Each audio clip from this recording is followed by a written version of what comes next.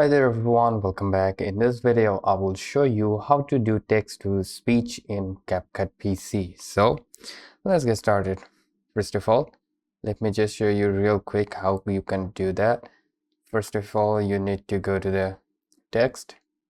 Alright, then you need to drag and drop the text. Right over here, you can also use the text like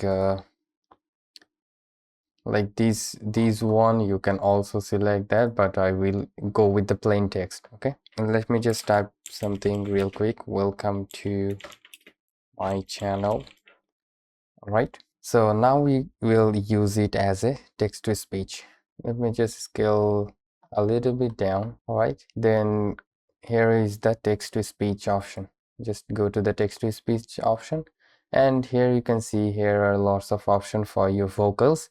You can play with the vocals right over here. You can easily select one of them.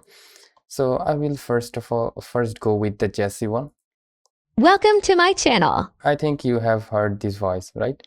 So I will just tap on the start reading option, and it will add the voiceover into my video. So that's how you can easily add text to speech with AI. Thank you so much guys for watching.